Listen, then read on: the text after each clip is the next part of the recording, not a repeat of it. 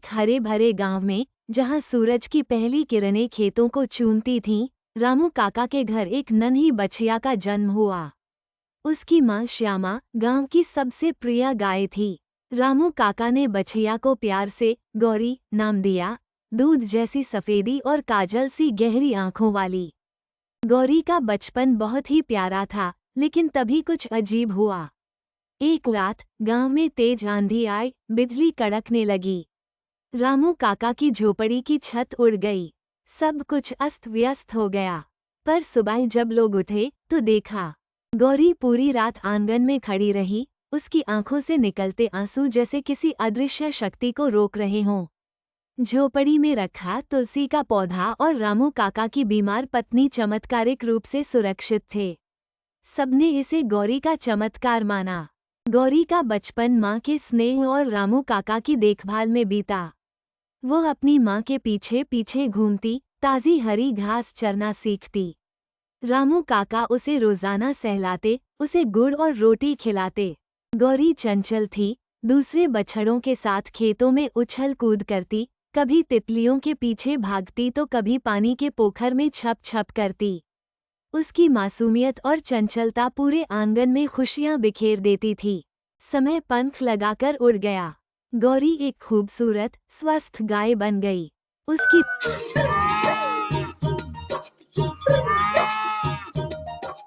मेरी गैया आती है, मुझको दूध पिलाती है। मेरी गैया आती है, मुझको दूध पिलाती है। सबको अच्छी लगती है, गोरे रंग में सजती है। पहली बछिया हुई, जिसका नाम रामू काका ने लक्ष्मी रखा। गौरी अब सिर्फ एक गाय नहीं, बल्कि एक माँ भी थी। वो अपने बच्चे का वैसे ही ध्यान रखती जैसे श्यामा ने उसका रखा था। गैया मेरी, गैया मेरी गैया।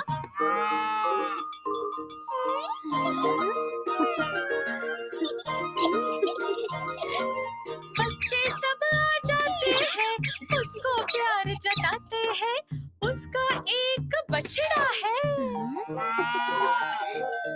उछल कूद करता है। गैया मेरी, गैया मेरी गैया।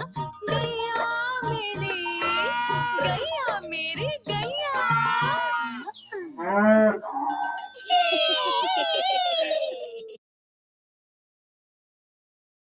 गौरी का दूध अमृत समान था।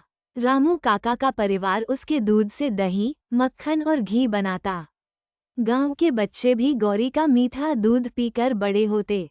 वो सिर्फ दूध ही नहीं देती, उसका गोबर खेतों के लिए खाद बनता, जिससे फसलें लहलहातीं। त्योहारों पर रामू काका उसे सजाते, उसकी पूजा करते। गौरी उनके परिवार का अभिन्न अंग बन चुकी थी, उनकी समृद्धि का प्रतीक। उसने कई बछड़ों को जन्म दिया, जो गांव में ही दूसरे किसानों के घर पले बढ़े। उसकी संतति ने गांव को दूध और समृद्धि से भर दिया। लेकिन एक रात गांव की कुछ गायें रहस्यमय तरीके से बीमार पड़ गईं। सिर्फ गौरी और उसकी बछिया लक्ष्मी बिल्कुल स्वस्थ रहीं। एक वैद्य ने बताया कि किसी ने गायों को जहर दिया है। रामू काका ने रातों को जागना शुरू किया। एक रात उन्होंने देखा कि एक परछाई गौशाला में चुपके से घुस रही है। रामू काका ने दौड़कर उसे पकड़ा।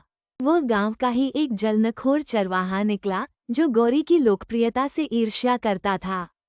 उसके पकड़े जाने से गांव की गायें फिर से सुरक्षित हो गईं। लोग कहने लगे, गौरी न होती तो हमें ये पता ही न चलता। धीरे धीरे गौरी बूढ़ी होने लगी। उसकी चाल में अब वो फुर्ती नहीं रही, आंखें भी थोड़ी धुंधली हो गईं। वो अब पहले की तरह खेतों में दूर तक चरने नहीं जाती, बल्कि आंगन के एक कोने में शांति से बैठी जुगाली करती रहती। रामू काका अब भी उसका उतना ही ख्याल रखते, उसे नर्म चारा और पानी देते, प्यार से उसकी पीठ सहलाते। बच्चे अब उसे बूढ़ी दादी गौरी कहकर बुलाते और उसके पास बैठकर कहानियां सुनते। वो अक्सर अपनी बंद आंखों से अपने बचपन, अपनी जवानी और अपने बच्चों को याद करती। उसके चेहरे पर एक अजीब सी शांति और संतुष्टि छाई रहती, जैसे उसने अपना जीवन पूरी तरह से जी लिया हो। गौरी अब बूढ़ी हो चुकी थी। उसकी चाल धीमी थी, पर उसकी आंखों में एक गहराई थी।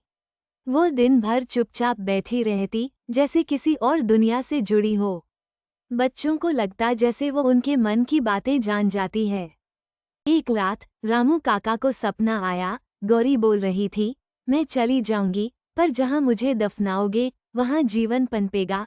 अगली सुबह गौरी शांत पड़ी थी, बिना कोई आवाज किए, जैसे किसी गहरी नींद में। एक ठंडी सुबह, जब सूरज अभी पूरी तरह उगा भी नहीं था, गौरी ने अपनी अंतिम सांस ली। वो शांति से लेटी हुई थी, जैसे गहरी नींद में हो। रामू काका और उनके परिवार की आंखों में आंसू थे।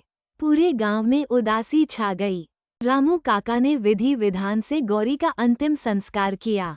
वो जगह जहां गौरी को दफनाया गया, वहां एक छोटा सा पौधा लगाया गया, जो उसकी याद दिलाता रहे। हफ्तों में वह पौधा एक बड़ा पीपल बन गया, जिसकी छांव में गांव के लोग अब विश्राम करते हैं।